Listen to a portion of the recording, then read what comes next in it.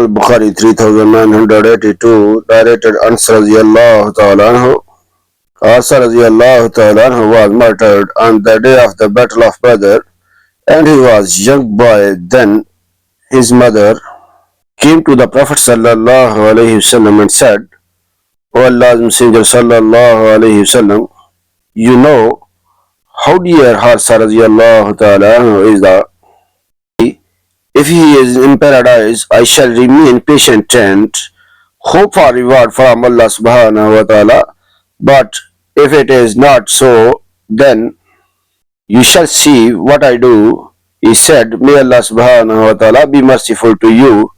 Have you lost your senses? Do you think there is only one paradise? There are many paradises, and your son is in the most superior paradise of Al-Firdaus." Sahih al-Bukhari 3983, narrated Ali radiallahu ta'ala anhu. Allah's Messenger sallallahu alayhi wasallam sent me Abu Marsad and Az-Zubair radiallahu ta'ala anhu, and all of us were riding horses, and said, "Go till you reach Rozat al-Khakh, where there is a pageant woman crying a letter from Haritha ibn Balta to the pageant of Mecca."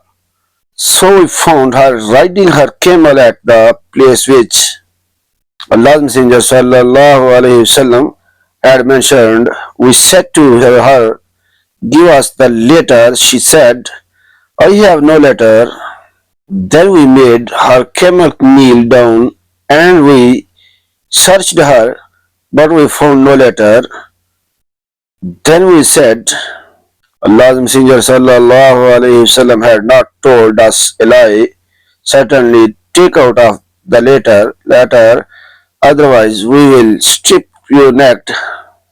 When she saw that we were determined, she put her hand below her waist belt, for she had tied her cloak round her waist, and she took out the letter, and we brought her to Allah's Messenger sallallahu alaihi wasallam. Then Umar radiyallahu ta'ala said, "O Allah's Apostle, this Hatib has battered Allah subhanahu wa ta'ala, his apostle, and the believers. Let me cut off his neck." The Prophet sallallahu alaihi wasallam asked Hatib, "What made you do this?" Hatib said, "By Allah subhanahu wa ta'ala, I did not intend to give up my belief in Allah subhanahu wa ta'ala and his apostle, but I wanted to have some influence among the Makkah people, so that through it Allah subhanahu wa ta'ala might protect my family and property.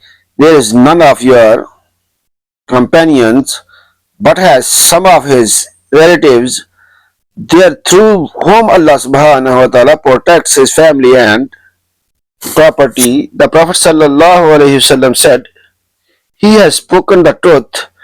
Do not say to him but good." Umar radiallahu ta'ala anhu said, "He is betrayed Allah subhanahu wa ta'ala, his apostle, and the faithful believers. Let me cut off his neck."